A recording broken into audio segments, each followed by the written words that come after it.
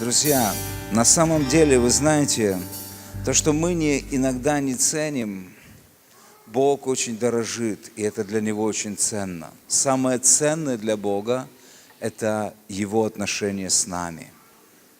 Его отношение с нами. Я помню, однажды Джон Арнотт, Дэн Слейд приехали к нам на Украину. И если бы вы знали Джона Арнотта часто, слушали часто, то вы увидите, что основное его послание – это отцовское сердце.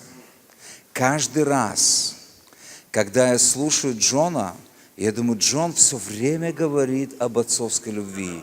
Но каждый раз, вы знаете, ты как проповедник, ты как теолог, ты думаешь, Джон опять сейчас будет говорить. Но я же все слушал о Божьей любви. Я уже знаю все о Божьей любви. Но когда он начинает говорить, это всегда по-новому. И это всегда новая глубина. Это новая сторона Божьего сердца. И ты думаешь, вау. И ты всегда уходишь наполненный Божьей любовью. Он действительно апостол любви. Он действительно апостол любви. И я помню, когда он приехал к нам в Днепр, и я собрал группу людей из одной нашей церкви, и мы поехали маршрутным такси в Днепр просто на конференцию.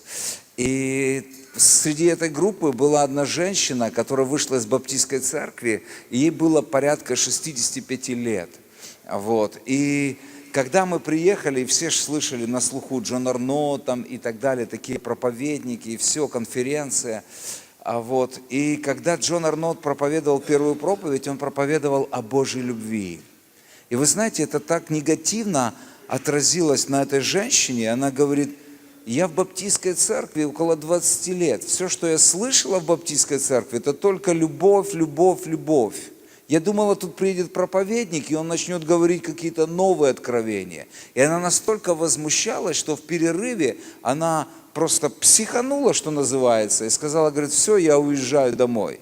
И сестры ее сказали, говорит, послушай, ну подожди, мы же приехали все на маршрутном такси. Говорит, нет, я не хочу, сколько можно слышать? В баптистской церкви я слушала о Божьей любви, приезжаю сюда, и тут, говорит, нужно о Божьей любви. Говорит, я уже все знаю о Божьей любви. И она настолько была агрессивна, и там были такие проходы, знаете, там большой зал был, и сестры ее уговаривали, и вдруг что-то произошло. Она так как бы агрессивно так отзывалась о послании, что что-то произошло. Дух Святой поднял ее и бросил 3 метра в проходе. Это было сверхъестественно, друзья. Но он мягко ее просто положил, учитывая возраст. Дух Святой просто, знаете, поднял ее, и это на глазах у этих сестер, у них просто челюсть отвисла. Говорит, такого мы не видели просто, знаете. Дух Святой поднял ее и на 3 метра просто переместил и уложил в проходе. И перерыв там был где-то около 40 минут. И эта сестра не могла встать от силы Божьей. И просто просила, плакала, прости меня, Господь. Прости меня, Господь, прости меня, Господь, я все поняла. И она осталась. Просто удивительно, как Бог дорожит этим посланием. Поэтому на самом деле это очень важно. Такая история была. И вот один вопрос, который я увидел, поступил в самый последний момент. То есть вам все понятно, друзья, да? Хорошо. Я постараюсь прочитать, окей? Без ошибок. Почему при прикосновении Святого Духа у одних людей сильное проявление, а у других мало или нет вовсе? От чего это зависит?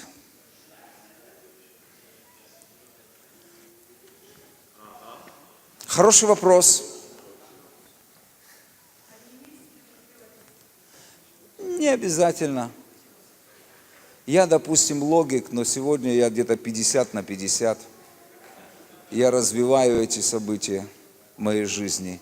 Я знаю, что такое опьянение в духе. Я знаю, когда Дух Святой сходит на меня. Я знаю, когда я пьяный, когда я от силы Божьей падаю. Я знаю. Раньше такого не было. Я начал видеть ангелов. Мне начали сниться сны. Бог просто делает, просто какое-то балансирует просто нас. Но мы должны понимать одну очень важную вещь. Я начну отвечать, если кто-то может дополнить. Во-первых, мы все разные. И не нужно особо делать акцент на то, что если у меня нет каких-то проявлений, значит со мной что-то не так. Сразу отвергните это. Божья любовь, она безусловна. Это как, знаете, как в природе есть разные проводники. Одни предметы хорошо проводят электрический ток, другие не очень. Это как люди, которые, если вдруг вы из прошлой жизни знаете таких людей, одним людям для того, чтобы почувствовать алкогольное опьянение, нужно выпить бутылку, а другим только пробку понюхать. А некоторые вообще возле гаштета пройти просто.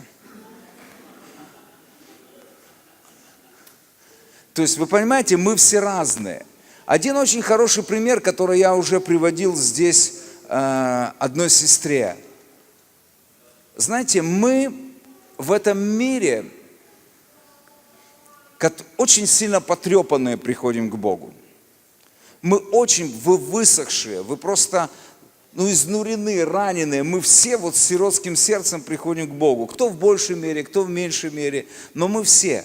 И вы знаете, когда мы попадаем в реку Божьего присутствия, я хочу этот пример показать. Если вы домохозяйки, вы знаете, что такое губка для мытья посуды. Да? Такая вот. И вот когда губкой долго не пользуются, да, или она на солнце, или еще что-то, она высыхает, и она становится жесткой такой. И когда вы просто эту губку ставите под струю воды, то первая реакция ее отталкивает. Так ведь? Первая реакция, она отталкивает. Но когда вы продолжаете держать эту губку, то слой за слоем вода проникает просто, и в итоге эта губка становится фильтром, проводником этой же воды. И она наполнена, имеет вес и тяжесть. Иногда мы просто, когда мы приходим к Богу, мы как эта губка, которая иссохшая.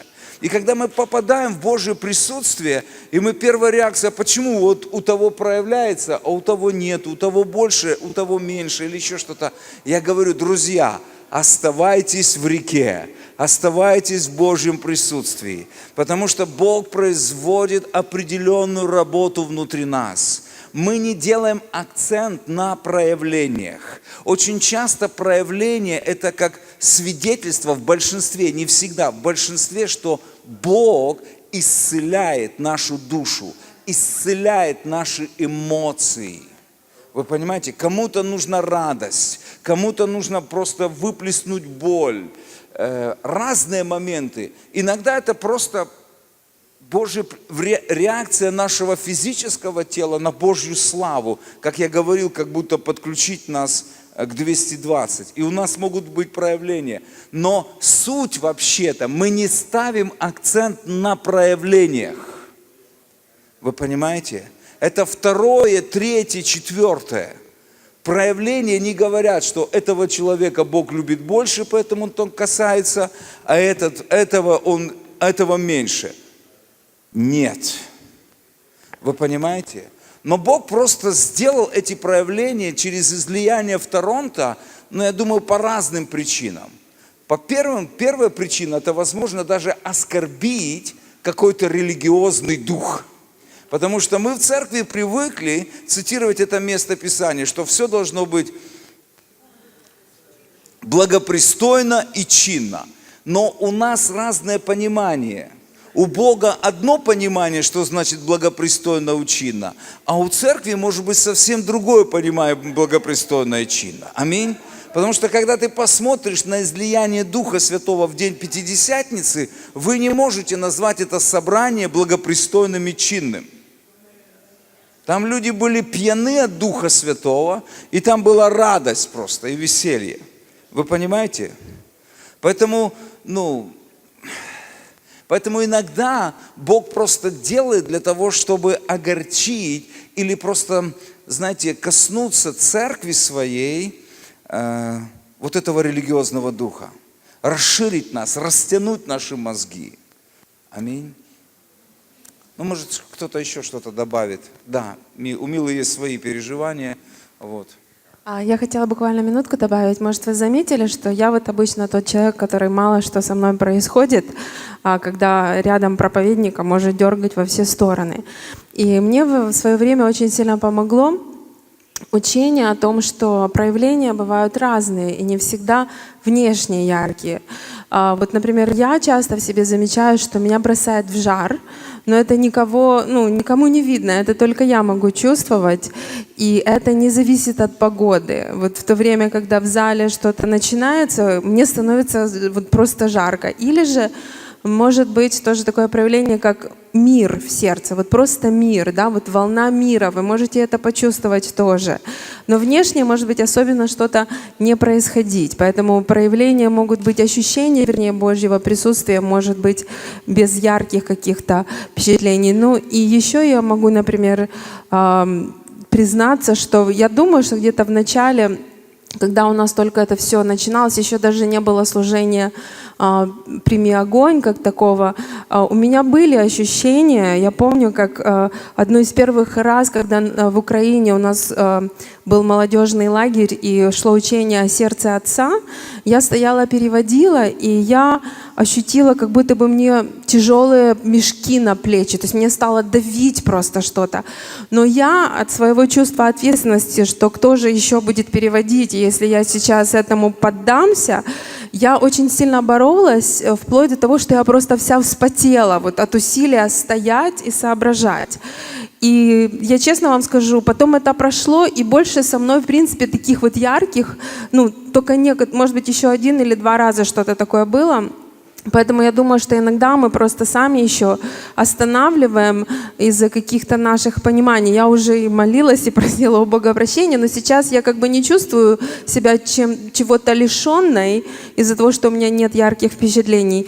И тоже хочу еще сказать, что проявления не являются показателем вашей духовности или глубины вашего общения с Богом. Вот. То, что пастор Володя сказал, что мы не концентрируемся на этом. Есть люди, у которых мало что происходило на служениях, но они стали действительно катализаторами пробуждения в своих церквях и в других местах.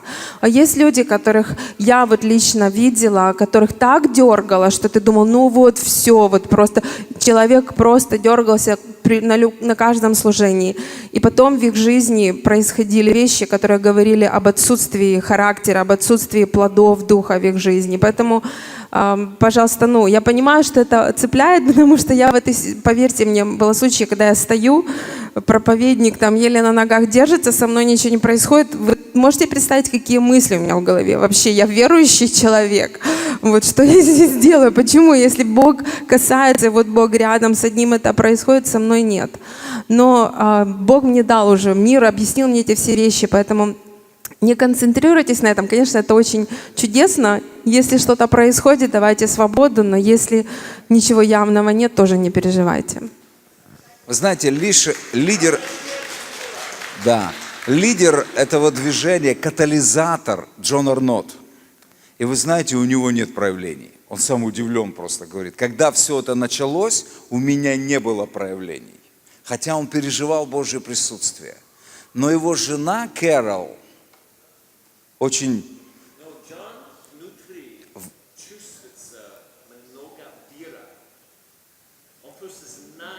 Да.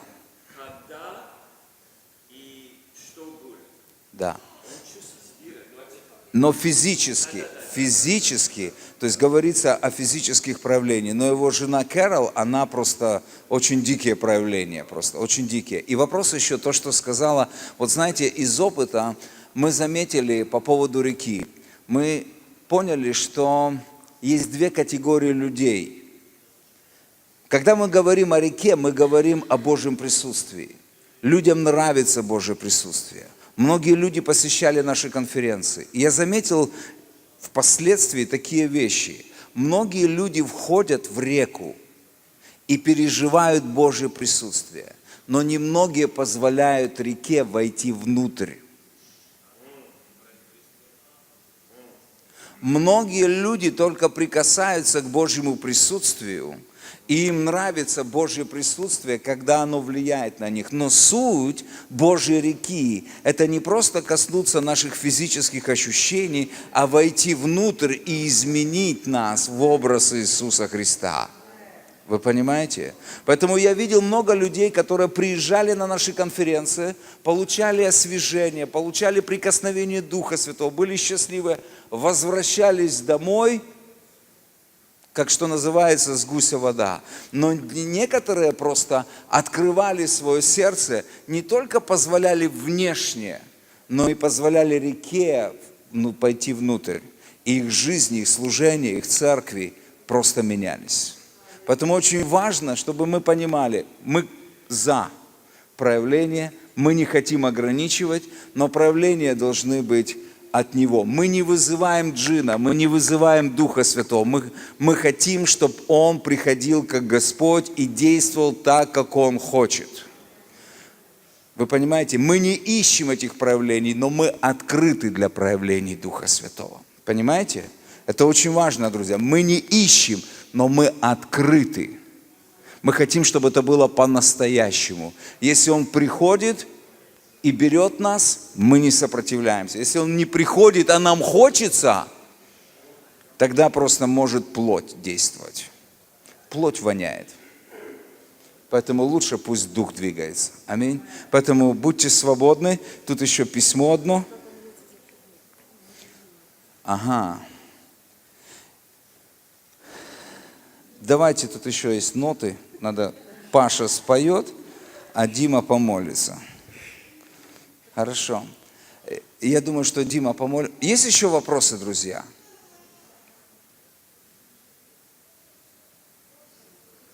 Все матросы. А, есть еще один вопрос? Да. Объявление. Да. Там еще вопрос. А, да. вопрос давай. Давай.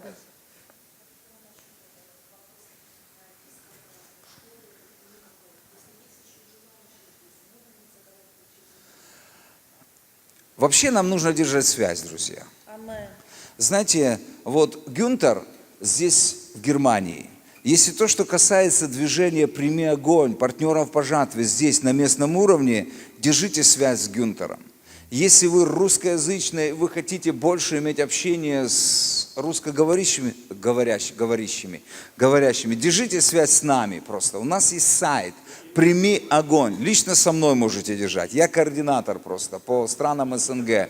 Вот, русскоговорящий мир. Поэтому держите связь со мной. Возьмите пастор Томилов, то есть возьмите просто координаты, мы обменяемся и давайте будем держать связь, хорошо? Вот, на нашем сайте есть просто информация конкретно, когда проходят у нас конференции, кто приезжает. Мы можем сотрудничать в том, чтобы мы приезжали к вам, кто там, группами или по одному человеку, тематические какие-то локальные встречи. То есть вообще мы свободны, мы будем подстраиваться под вас.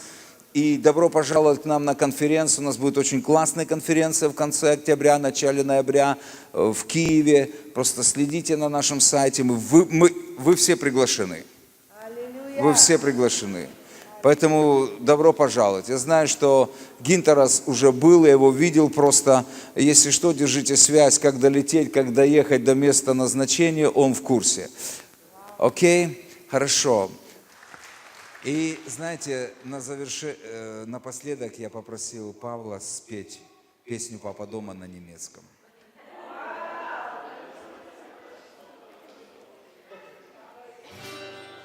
Давайте поднимемся. Ну, по крайней мере, какую-то фразу.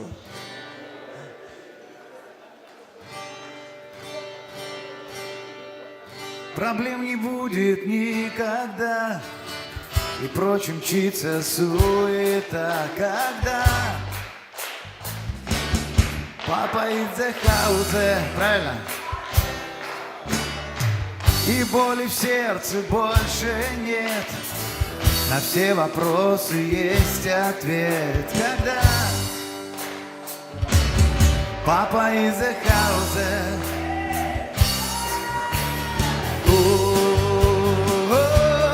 папа in the house,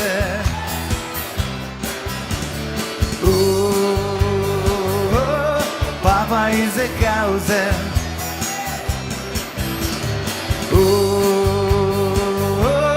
папа in the house,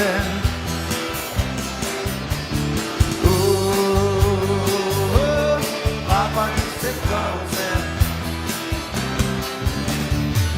От сердца к сердцу разговор, тьма не прорвется из-за штор. Когда?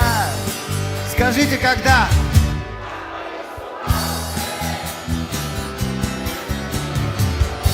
Будем знать, что он любит нас и никогда нас не предаст. Когда?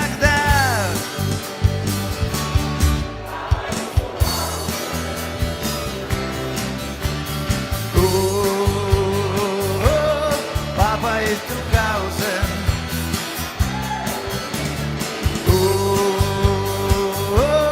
папа из Трухаузен,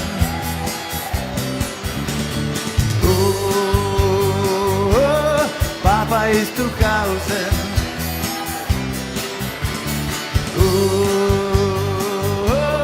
папа из Трухаузен. Когда ложимся и встаем, он в нас, а мы как дети в нем. Когда? Громко скажи.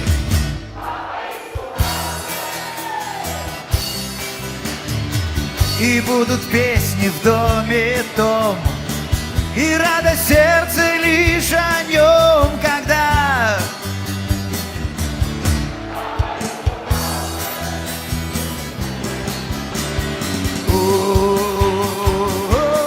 Папа из Трухаузен,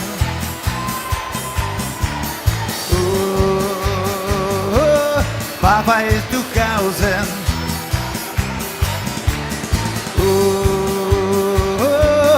папа из Трухаузен,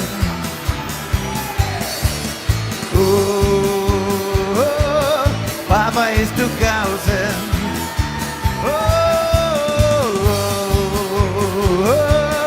Папа из Трухаузен,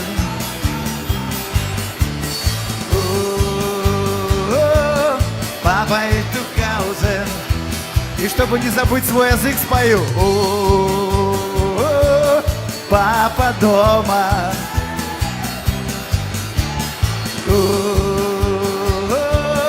Папа дома.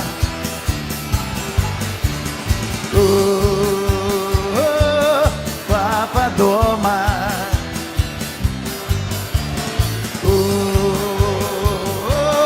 Папа из Трухаузен.